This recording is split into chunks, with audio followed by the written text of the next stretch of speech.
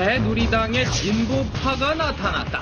남경파, 정병국, 정두원, 김태호, 그야말로 친박도 친이도 아닌 진보 우파를 지향하는 신선한 그룹이다. 저들 중에 정병국, 문화체육부 장관이었던 그분, 그는 누구인가? 슈퍼맨. 정병국은 슈퍼맨이다. 꿀테의 남자다운 외모가 클라크를 닮았고 추진력과 성실함이 돋보이는 게 딱 슈퍼맨이다. 연극과 미술, 오페라에도 조예가 깊은 멋진 남자. 정병국 의원은 전 김영삼 대통령 비서로 정계에 입문했다. 다선 국회의원이고 한나라당 사무총장, 문화체육관광부 장관, 방송통신위원장 등 요직을 두루 거쳤다. 새누리당 진보파 나오기 전에도 쇄신파로 활동하며 남원정이라는 신조어를 낳는 등 당내에서 개혁 이미지를 지속해온 국회의원이다. 이번에 다시 모인 새누리 진보파, 비박, 반박은 아니라는데 박근혜 대세론을 걱정하는 이들의 본심이 궁금하다. 정병국 국회의원을 만나보자. 네, 몸이 정말 좋습니다. 슈퍼맨 같이 좋습니다. 사선 중진이 된 정병국 청년의원 함께 만나보시겠습니다. 안녕하십니까? 예, 안녕하세요. 네, 벌써 사선이 되셨습니다. 벌써 그렇게 됐네요. 네. 근데 매일 헬스장 다니십니까? 진짜 슈퍼맨입니다. 열심히 뛰고요. 네. 근육 운동도 하시는 것 같은데, 갑바라고 하죠. 이게 좋은데요. 따로 만들지는 않고요. 네. 열심히 이것저것 좋아하는 운동들 하다 보니까 네. 자연 발생적으로. 자연 발생적으로 이렇게 몸이 좋은 겁니까? 진짜 그 슈퍼맨 이렇게 별명 들으면 기분이 어떻습니까? 제가 제 스스로가 닉네임을 슈퍼맨으로 줬으니까요. 예. 기분 좋죠. 그래도 남들이 그렇게 불러주고. 예. 슈퍼맨이 또 정의의 이런 사도라 그럴까요? 그런 측면들도 있고요. 네. 또 이제 모든 일에 적극적으로 나서가지고 네. 문제를 해결하는 사람. 그러면 지금 내가 국회의원 하면서 적극적으로 해서 문제를 해결한 그런 대표적인 예가 좀 있으십니까? 일단은 대표적으로 이제 과거 한나라당, 네. 한나라당 내에 그 여러 가지 그 변하지 않으려고 했던 측면들을 거의 초재선 때에는 그 변화, 당내의 변화와 싸웠죠. 네. 그래서 결국은 그 변화가 이번에 이제 지난번에 집권을 할 수 있는 계기를 마련했다라고 생각할 수가 있고요. 네. 그게 소위 말하는 박근혜 전 대표님의 그 소위 말하는 천막당사의 리더십. 네. 그거를 저희가 주도해서 만들어냈다라고 저희들은 자부를 합니다. 원래 그 천막당사 천막정치. 예. 그 당시에 그렇게 불렀는데. 그 천막정치가 정명국 의원이 주도하신 거군요, 원래. 결국은 우리 이제 그 16대 때 미래연대를 같이 했던 네. 그 동지들이 같이 만들어낸 거고요.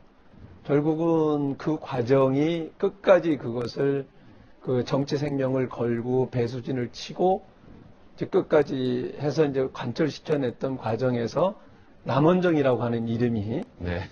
또 다른 닉네임을 만들게 됐던 거죠. 네. 기분 안 나쁘세요? 맨 뒤에 정이 들어가서. 정남원이라 되는데, 남원정 아니고. 전혀 언론에서 쓴 거니까요. 네.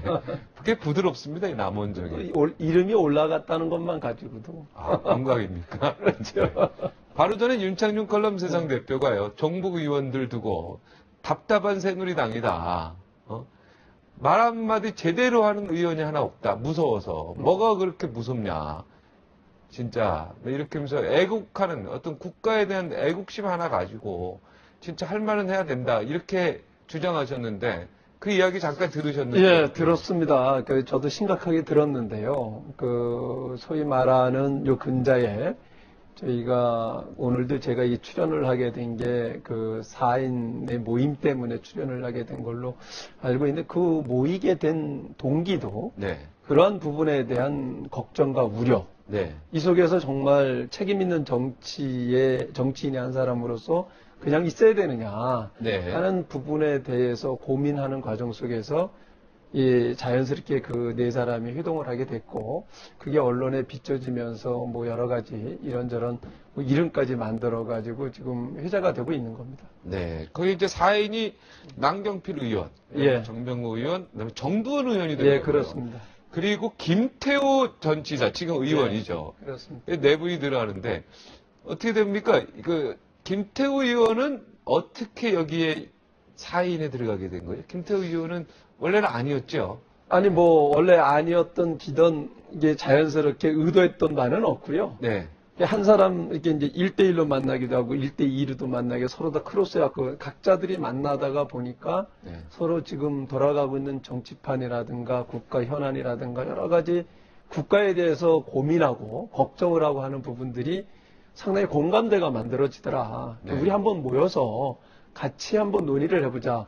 그래서 만나게 된 거죠. 결국은 아시다 저도 이제 4선을 했고 장관까지 지냈던 하셨고, 사람이고 또 우리 남경필 의원은 5선을 한 사람이고 정두원 의원은 정권을 창출했는데 주역이었었고 네.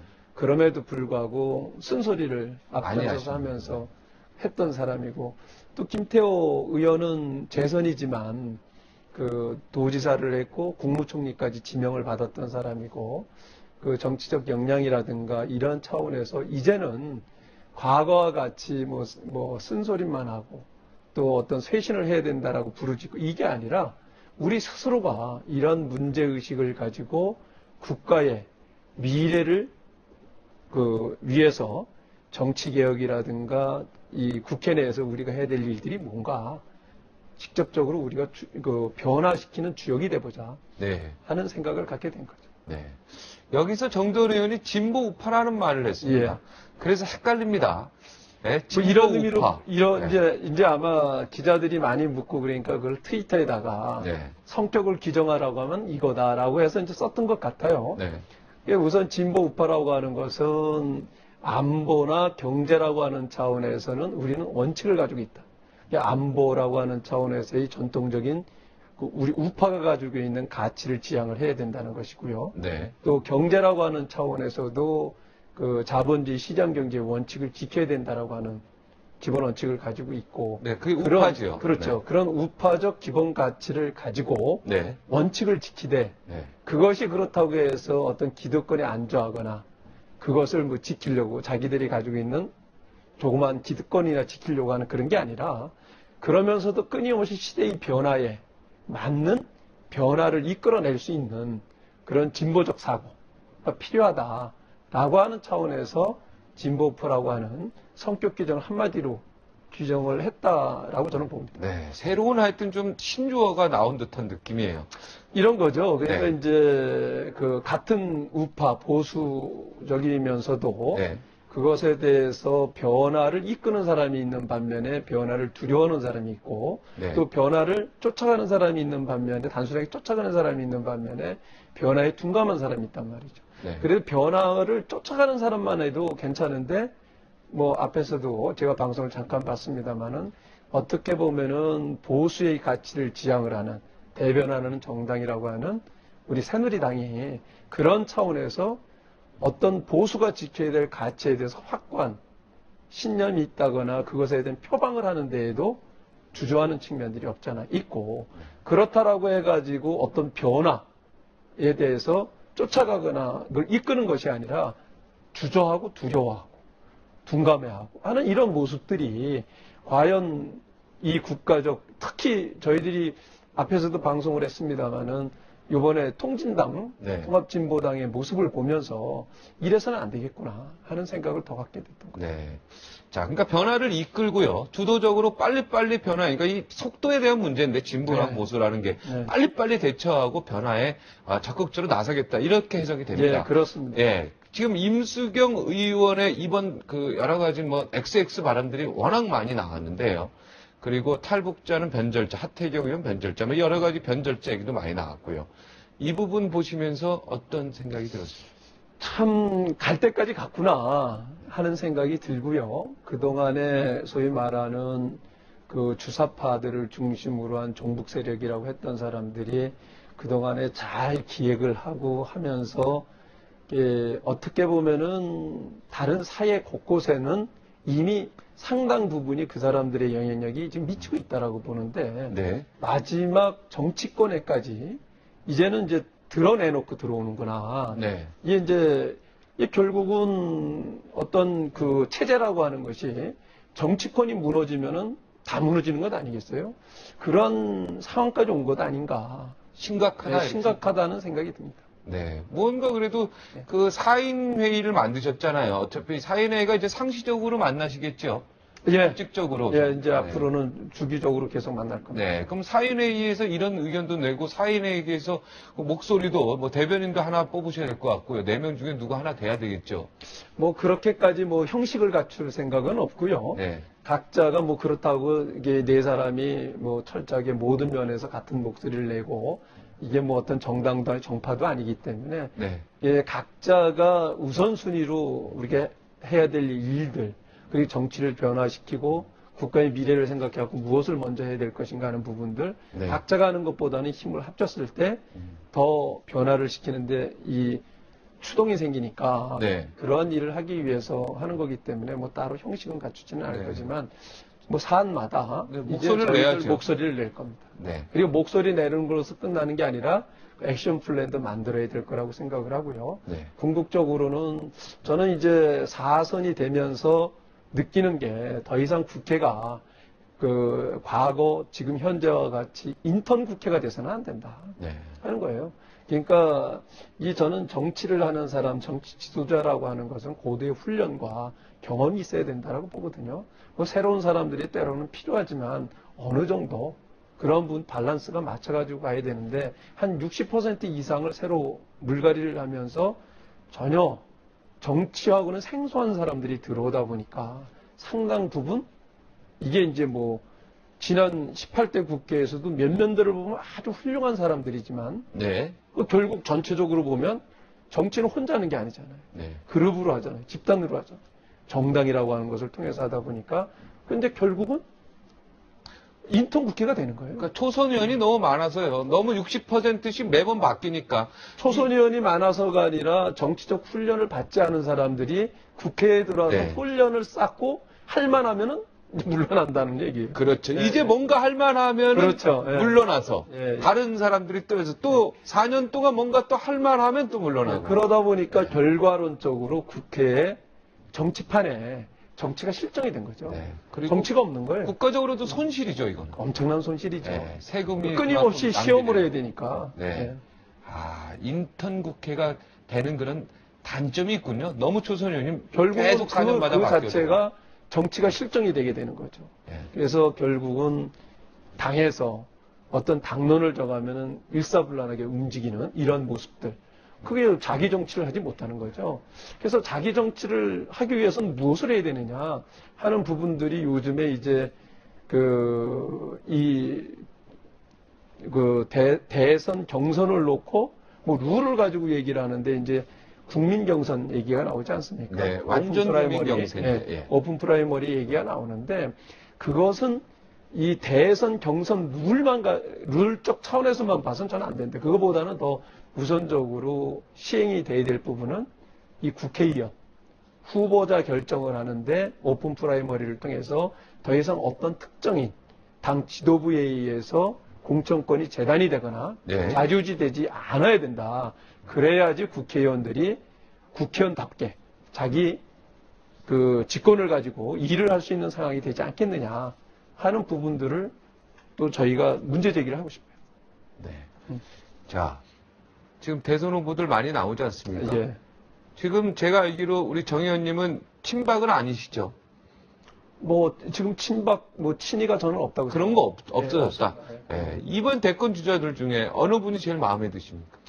어떤 분이 우리 새누리당의 대권 저는 주자가 뭐 되는 날짜? 이게 공개적으로 네. 이 자리에서는 아직 그 밝힐 단계는 아니고 아, 그렇습니까? 마음속으로는 갖고 있는데. 예, 가지고 있습니다. 네, 근데 밝히지는 네. 못해요. 그래도 이제 그것도 사인회에서 의논을 정해가지고 한 목소리를 좀 내야 되지 않겠습니까? 이게 이제 뭐 저희가 모인 것은 어떤 대권 주자 누구를 밀자, 누구를 반대하자라는 차원에서 한 것은 아니고요. 네. 이제 저희가 이제 어떤 그 공동의 목표를 정하고 해야 될 일들을 정하고 그러는 과정 속에서 이 대선 국면에서 우리의 역할이 어떤 역할을 해야 되느냐. 네. 그리고 또 때로는 누구를 선택을 해야 될 때에는 뭐 아마 때가 된다라고 하면 그 필요하다라고 하는 그런 목소리도 내겠죠. 네. 자체적으로 사인회에서 대표 주자를 한번 내고 싶은 생각도 있을 것 같은데요. 그런 부분도 아마 앞으로 논의의 대상이 되겠죠. 네. 사인회가 앞으로 8인회가 되고요. 뭐 또 뭐 6인회가 될 수도 있고 10인회가 될 수도 있고 중국 공산당이 중국 저거 못돼 마오쩌둥이 중국 공산당 통일할 때 8인회가 아닙니까? 그게 8인회.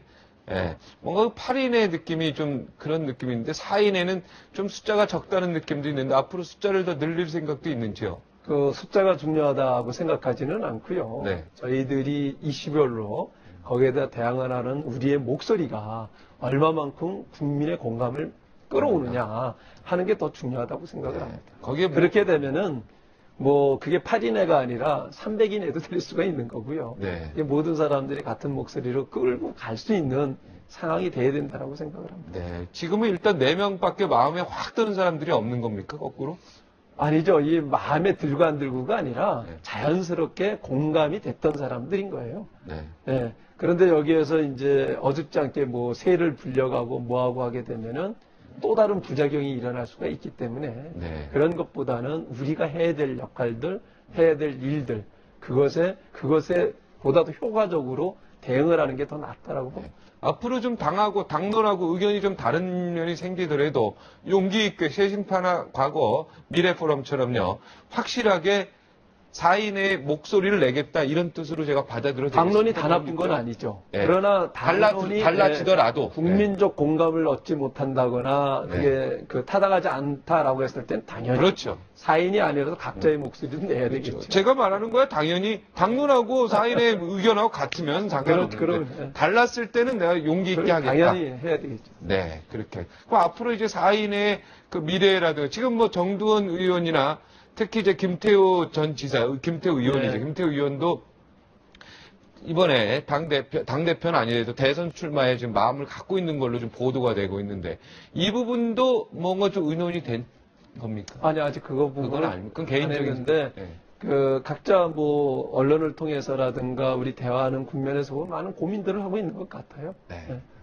자, 문화관광부 장관 하셨잖아요. 예. 나는 김구 선생님이 우리나라가 부자의 잘 사는 나라가 아니라 진짜 문화가 꽃피우는 나라가 되면 네. 좋겠다.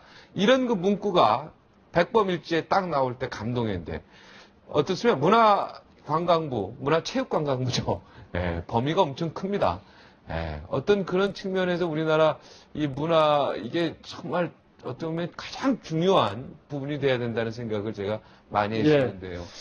저는 그 백범 선생님이 지금 말씀을 하셨으니까 백범 선생님이 정말 현인이구나 하는 생각이 드는 게 그 당시에는 문화가 예를 들어서 예술이 밥을 먹여주냐 이렇게 얘기할 당시 아닙니까? 네. 먹고 살기도 힘들었을 때 문화를 얘기를 하고 문화의 가치를 먼저 주장을 하셨다라고 하는 것에서는 대단하신 거죠. 네. 그런데 바야흐로 21세기는 바로 문화의 세기입니다. 문화가 바로 정치가 될 수가 있고 외교가 될 수가 있고 그 자체가 경제이고 돈이고 네. 그 자체가 교육이고 그 자체가 저는 복지라고 생각을 합니다. 네. 대표적으로 요즘엔 여러 가지 복지 논쟁이 일어나고 있지만 네. 지방과 이 서울과의 격차가 있다면 뭐겠어요? 먹고 입고 자는 것? 의식주 문제 아니라고 생각합니다. 결국은 문화적 격차가 지방과 서울의 격차를 가져오는 거거든요. 삶의 질. 특히 우리가 2050 클럽에 이제 가입했다라고 하는데 네. 이 시점에서 더더욱 중요한 거, 우리에게 중요한 것은 이 문화적 가치, 또 문화적 향유를 얼마만큼 고르게 국민들이 누리게 하느냐 하는 것이야말로 저는 보편적 복지라고 생각합니다. 네. 2050이 이제 2만 불하고 그렇죠. 그다음에 5천만 명. 그렇죠. 예. 우리나라 세계 여기에 일곱 번째 가입했어요. 아닙니까? 일곱 번째. 일곱 번째. 그렇습니다. 아, 대단한 대단한 나라입니다, 나라죠. 진짜. 이런 대단한 나라를 부정하는 사람들, 그런 사람들은 뭐 하는 사람들인지 네. 전 도저히 이해가 가지가 않고 네. 이런 대한민국을 만든 사람들에 대해서 존경과 또 자긍심을 갖지 않고 지금 세계에서 가장 못 살고 사상 유례 없는 3대 세습을 하는 그런 나라를 추종하는 세력들 좀 잘 그리고 그것에 대해서 흔들리고 그건 잘 이해가 가지 않는 친구. 네. 이해가 많이 네. 안 가죠. 네. 그 결국은요. 네. 정치하는 특히 보수 우파 진영에는 우리가 정치 잘못해서 그런 거예요. 네. 예, 참 죄송스럽게 생각을 합니다. 그래요. 다시 한번 각성을 하고요. 네, 정치인이 잘못한 겁니다. 맞습니다. 언론인도 결국은- 잘못한 거고. 예, 결국은 이 보수 진영, 우파 진영에 있는 경제를 하는 사람들 그 탐욕, 네. 그러니까 골목 상권에까지 손을 대고 네. 할 것 안 할 것 다 돈만 된다면 달겨드는 이게 자본주의의 원칙은 아니거든요. 자본주의에도 도덕이 있고 나눔의 정치. 그러면요. 이런 부분들이 필요한데 그러지 못하다 보니까 네. 이런 빌밀, 이 사람들이 삐집고 들어올 수 있는 극단적으로 진짜 힘든 서민들, 어려운 사람들은 에라 차라리 저쪽이 낫다. 최소한의 것은 내가 보장받을 테니 이런 생각 갖지 않겠어요. 네. 이런 부분에 대해서 같이 우리가 공동의 그 반성과 네. 같이 앞으로 어떻게 풀어갈 것인가 하는 부분들을 같이 고민해야 된다고 봅니다. 네. 저부터. 문광부 장관 하시면서 가장 기억에 남는 일, 내가 했던 거. 결국은 뭐 평창 동계올림픽 유치한 게 가장 그렇죠. 기억에 남고요. 아, 그때 생각납니다. 예, 예. 그리고 140년 만에 돌아온 외교장과 극의 환수 받는 것이라든지 그리고 또 어렵다는 그 예술인 복지법 예. 만들어냈던 일들 이런 부분들이 기억에 납니다. 예술인 복지법. 예. 아, 예술인들이 참 좋아하셨어요. 예, 아주 불완전한 법이긴 하지만 이거 참 법 만드는데 굉장히 어려웠어요. 네. 그렇지만은 출발이라고 생각을 하고 예술인들이 많이 기대를 합니다. 네. 우리나라 예술인들이요. 적극적으로 정부가 좀 지원해 줘야 돼요. 굶어가면서 진짜 시골 막 구석구석에서요. 그 하나의 그 작품을 만드는데. 그러한 힘이, 그러한 그분들의 노력이 오늘날의 케이팝을 만들어낸 거고, 네. 오늘날의 대한민국을 만드는 견인차가 된 거라고 생각을 하거든요. 네. 그 가치를 이제는 경제인들도 공유를 하고 국가도 공유를 하고 그러면서 그것에 대가를 이제 지불을 해야죠. 네. 이 종편 관련해서 지금 종편이라는 게 사실 종합편성 채널인데요. KBS랑 MBC 여기도 다 종합편성 채널이죠. 그렇습니다. 근데 오직 뭐 종편 얘기하면은 뭐 여기 이번에 새로 허가받은 4군데만 얘기하는데 그 뭐 단어상 좀 어울리지 않지만 이번에 종편 새로 받으실 때 이때 국회의원이셨는지 장관이었는지 제가 저희가 이제 결과론적으로 이 미디어법 네. 그거를 개정하는 특위위원장이었었고 아, 그때 국회의원 제가 주도를 했는데 네. 그렇기 때문에 그 반대하는 사람들이 오적의 하나로 가장 큰 적의 하나로 제가 지칭이 됐고 네. 이번 총선 과정 속에도 오적 낙선의 대상자가 돼가지고 네. 상당히 공격을 많이 받았죠. 네. 그러나 정말 세상 돌아가는 것, 세상이 어떻게 변해가고 있는가 하는 것을 잘 모르는 사람들의 행태였고 또 그 결과를 보십시오. 지금 방송과 통신이 융합을 해서 시대가 변화했는데 이 종편을 만드는 것 자체가 언론을 장악하게 하는 음모다. 이렇게 네. 이제 몰아붙였거든요. 네. 언론이 장악이 됐나요? 제가 보기에는 방송- 태도난만만 하더라도 네. 이 방송만 하더라도 이 정부 굉장히 신랄하게 비판하잖아요. 오늘도 보니까 전부 다 대통령 잘못한다고 지금 욕하는 거. 새누리당 잘못했다고도 욕 많이 하고. 결과론적으로. 그리고 돈봉투 사건으로 정치 역사를 바꿨죠. 그럼요. 네. 이게 참 그러한 억지를 쓰던 사람들의 논리가 뭔가를 다시 되짚어 보면 결국은 자기 기득권 지키려고 하는. 네. 그래서 그런 문제였어요. 그래서 홧김에 그때 망하기 싫으면 종편하지 마 이거 홧김에 말씀하신 거예요? 아, 그것은 아니에요. 그건 아니에요. 제가 생각했던 건 그겁니다. 이 종편이라고 하는 것이 시대적 상황에 의해서 그리고 정치적 논리에 의해서 그러니까 어떤 측면에서는 그 권력과 언론이 결탁을 한 거죠. 네. 이게 지상파 중심으로 종편을 거기서 묶어놓고 안 준 거죠. 네. 이미 케이블 TV가 출범했을 때 종편도 열었어야죠. 네. 근데 안 준 것 아닙니까? 네. 그런데 어쩔 수 없이 방송과 통신이 융합을 하고 기술의 변화에 의해서 막을 수 있는 방법이 없다 보니까 그 문을 열다 보니까 종편은 자동적으로 그걸 안 내줄 수 없는 상황이 된 거죠. 네. 그런데 제가 생각했을 때 이미 시대가 굉장히 변화됐고 종합 선물 세트를 먹던 시대에서 단종의 좋은 상품들이 너무 많이 나오다 보니 골라먹는 시대가 된 거예요. 네. 스마트 TV가 그렇고 IPTV가 그렇고 이제는 프로그램을 내가 골라서 보잖아요. 네. 이제는 이것이 뭐 KBS 방송 프로그램이냐 SBS 프로그램이냐 안 따지죠, 이제. 동화 네. 채널 TV냐, A냐. 이거 네. 채널 A냐 따르지 않는단 말이죠. 이제 내가 이 쾌도난만만 해도 이걸 선호하는 사람은 이거 골라서 먹는 거거든요. 이 시간대에. 네. 그런데 이것을 종합 편성을 해가지고 꼭 그걸 해야 되느냐. 네. 그건 내가 보기에는 옳은 선택은 아닌 것 같다 하는 사람들에게 네. 어떻게 보면은 이 시대의 흐름에 맞지 않는 것 같다. 오히려 네. 내가 가장 자신 있는 부분은 그런 어떠한 한 부분을 선택과 집중을 해갖고 하는 것이 훨씬 더 좋은 상품을 팔 수가 있을 거다 하는 관점에서 얘기를 했던 거예요. 네. YS의 어떤 문화에서 정치에 이제 말을 드렸는데 어떻습니까? 정치해 보시니까 그 시절 후회 안 하십니까? 지금 그래도 잘 되셨으니까. 아니 뭐 앞에서는 이제 YS에 의해서 정치를 하게 됐다고 했는데 YS에 의해서 한 게 아니고 여자 때문에 여자 때문에 정치했습니다. 정치를 하게 됐는데 그게 이제 YS 문화생으로 들어간 거고 결과론적으로 YS 문화생에 들어간 게 저에겐 잘 된 거고 지금까지도 정치적 멘토를 대라고 하면 제가 YS 김영삼 전 대통령님을 들죠. 네, YS 대통령이 참 멋있을 때 있죠. 금융실명제 이런 거 YS 아니면은 못하는 뭐 분들이 글쎄요, 그 뭐 모든 사람들이 공가가 있겠죠. 그러나 그 사회적 변화를 했던 역대 대통령들 중에서는 가장 큰 공을 세우신 분이 아닌가 저는 그렇게 생각합니다. 근데 조금 전에 아까 여자 때문에 정치를 하게 됐어요. 여자가 누굽니까? 결혼하려고. 아, 결혼하려고 정치한 겁니까? 그게 운동권이라고 하고 네. 저에게 그래서 결혼을 못하게 하고 그러니까 이게 제도권 내에 들어가겠다라고 해가지고 들어가는 게 이제 정치를 하게 아, 됩니다. 사랑 때문에. 지금 부인 때문에요. 예. 마지막 그 질문 하나로 마치겠습니다. 하시고 싶은 얘기 국민에게. 예. 내로 나의 정치 포부. 아니면 뭐 부인에게 사랑합니다도 좋고. 아, 지금 부인 얘기 나왔으니까. 우선 뭐, 다 좋습니다. 예, 국민 여러분들께 정말 죄송하게 생각을 합니다. 네. 지금 어떻게 하다가 보니까 이 지경까지 왔고요.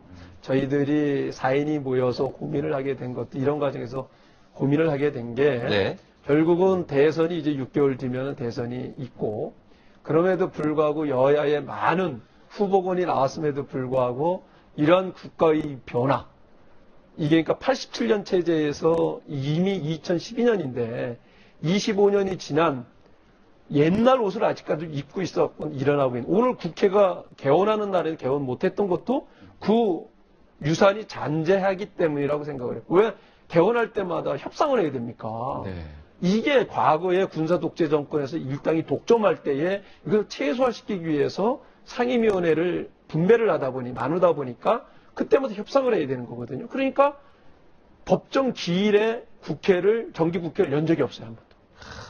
이것을 이제 바꿔야죠. 네. 이게 이제 일단은 4년마다 이제 이 여야가 바뀌잖아요. 네. 이제 바뀌니까 한 석이라도 많으면 그쪽에 다 주고 4년을 책임을 지고 잘 못하면 그 다음에 또 바꾸고. 외국이 나라도 그렇게 하죠. 그렇죠. 이제는 그렇게 갈 시점이 됐다. 네. 이제는 체제를 바꿔야 될 시점이 됐는데 네. 대권 주자들이 아직까지도 그러한 국가 비전, 네. 국민들에게 어떤 비전을 제시하지 못하고 무엇을 해야 되는지 모르고 네. 아직까지 정치공학적으로 이합집산, 그러니까 계파적으로 또는 정치 이해관계에 의해서는 움직이는 것은 통탄할 일이다. 네. 그래서 앞으로 저희 사인들이 해나가는 이런 모습들을 지켜봐 주십시오. 지금 4선이신데요. 초선 때 제가 봤을 때보다 똑같습니다. 우리 정명을. 지금의 이 변하지 않는 애국심 그리고 문화를 살아가는 정명구 의원. 정직한 의원으로 국민에게 계속된 희망의 씨앗을 남겨주시기 바라겠습니다. 오늘 나와주셔서 감사합니다. 대단히 고맙습니다. 고맙습니다. 명예를 더욱 높이고자 할수록 그것을 보존하기가 어렵습니다. 그리고 금으로 집을 아무리 가득 채워도요 이를 지키기가 어렵습니다. 지킬 수가 없습니다. 욕심은 화의 근원이 됩니다. 여기서 물러가겠습니다. 시청해 주셔서 고맙습니다.